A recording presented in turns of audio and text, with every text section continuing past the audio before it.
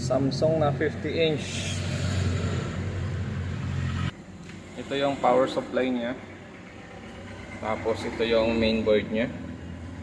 So testing natin, tingnan natin kung anong problema ng unit natin. So nag-blink yung ilaw. Yan, nagba-backlight naman pala, oh. Nagba-backlight siya pero nagpapatay sindi, tapos nagbi-blink siya. Yan, backlight ulit. Tapos magbi-blink siya ulit dito. Yan, blinking ulit siya. So yan yung problema niya. Ayaw magtuloy, kundi ang gagawin lang niya on off, on off. So pag ganito mga issue, tapos ganito yung brand, pwedeng magawa, pwedeng hindi. So try natin dito. So gagawin lang natin dito, aalamin lang natin kung saang side ang may problema dito sa panel natin. Kasi yung ganitong sira, madalas ay panel issue. So para sure kayo na panel issue, gagawin nyo lang ay ihang nyo yung pinaka panel natin. So ito, hang natin yung ribbon dito. Tapos papaganahin natin siya. Pag nagtuloy-tuloy yung backlight niyan, ibig sabihin niyan, buo yung board natin, power supply natin, buo yan. Pag nagtuloy ito. So pansin natin, no? Yun, tumuloy siya, nagtunog siya eh. Tapos nag-backlight na siya, hindi na siya namatay. So ibig sabihin niyan, buo yung mainboard natin, buo yung power supply natin. So gagawin lang natin dyan, dito tayo sa pinaka top board. So aalamin muna natin yan kung mayroong mga short na SMD. Minsan kasi yung SMD natin na nakatap sa mga top board natin, yung mga kapasitor na ito, yan, minsan shorted yan. Yun lang i-check nyo dyan, shorted or nagkaroon ng mga umido yung circuito natin. Pag may umido, lilinisin lang natin, tapos try natin pagganahin. Pag wala namang shorted, try na natin mag-execute ng repair. So alamin muna natin kung may shorted yung pinaka top board nito. So ito, mayroon tayong tester. So resistance lang tayo, pwedeng buzzer para mas madali mahanap natin yung shorted. Marinig kaagad natin na nagbabash yung parts na yan. So dito, okay naman. Okay.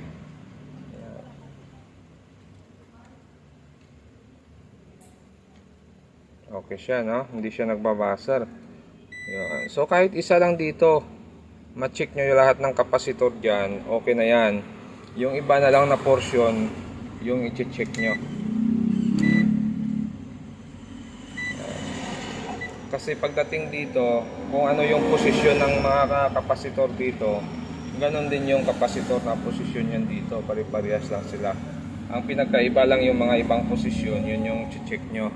Kasi minsan doon ang problema.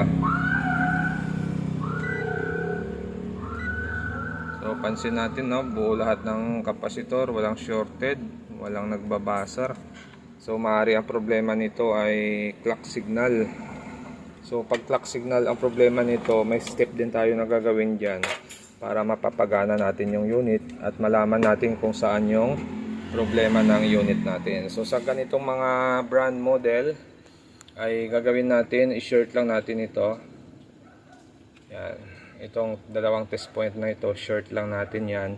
Tapos maghahang tayo ng ribbon. Hang natin yung ribbon dito. Yan. Tatanggalin natin yan, yung kaputol ng top board natin. Yan. So i-short natin to para malaman natin pag ito nawala pa yung DC-DC nito, ibig sabihin itong side na to may problema. Pero pag nagkaroon ng DC-DC ito at hindi nagpo-protect, ibig sabihin buo yung side na ito naman yung side na may problema. So doon tayo mag-execute ng cutting method or tape method. So ito na siya, naglagay na tayo ng jumper dyan. Tapos magsusukat tayo dito sa kanyang 14, ito 14. Pero bago yan, ikabit muna natin yung ribbon kasi tinanggal natin yan kanina. Yan, kabit natin to.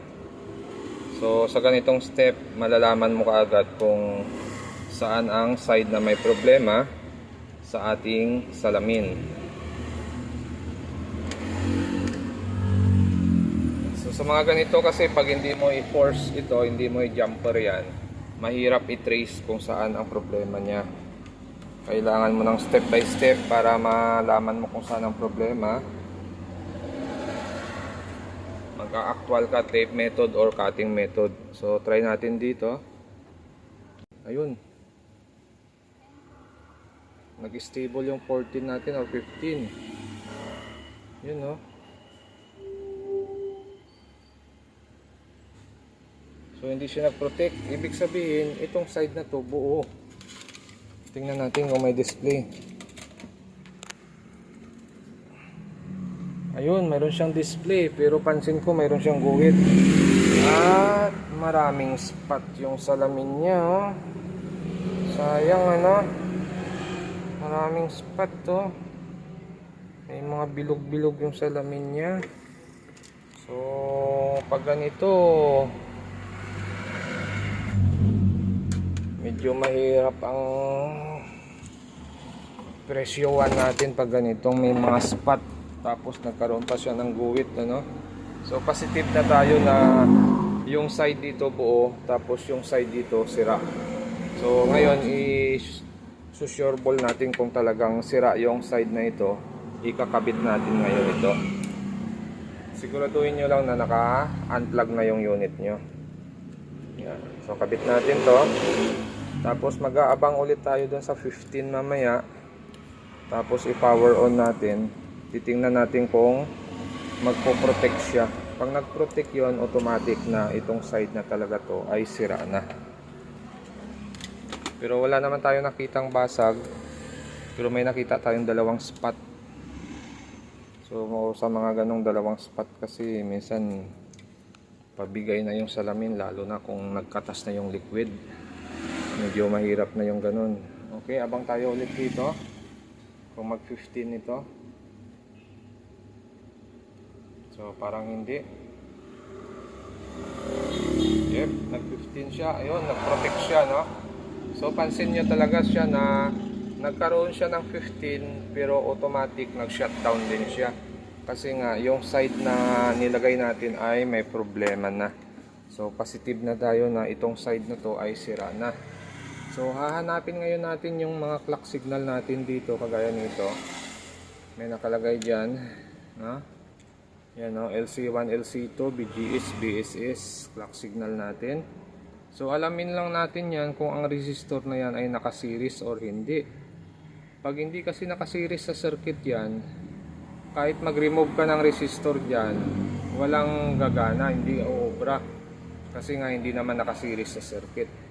Pwede kasing ang connection niyan ay line to ground. Yung isang paa niya doon sa line, tapos yung isang paa niya nasa ground. Okay? So medyo pag naghang ka dyan, walang talab or hindi pa rin siya gagana, magpo-protect pa rin siya.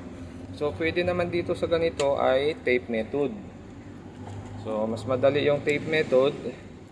Aalamin lang natin dito kung saan banda yung clock signal dito. Pwedeng dito or pwedeng dito. So para malaman natin kung saan yung clock signal dito, ay kukuha tayo dito ng circuit ng clock signal.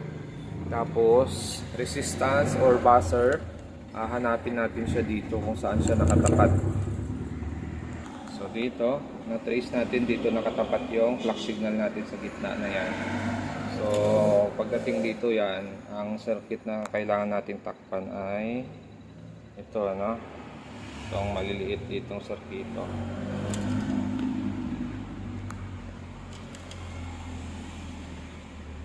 Yan, itong maliliit mula dito, tatakpan natin ito hanggang dito. Tapos tingnan natin kung magkakaroon siya ng display. So ito, nag-tape na tayo. Nilagyan na natin ng takip yan. Tingnan ngayon natin kung gagana siya.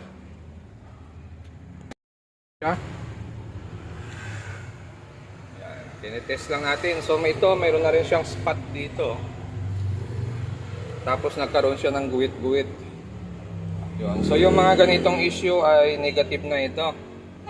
Pag ganito ang sira ng unit na ginagawa natin ay hindi na tayo naniningil. Kahit napapagana pa natin siya, pero wala na tayong presyo na binibitawan dito.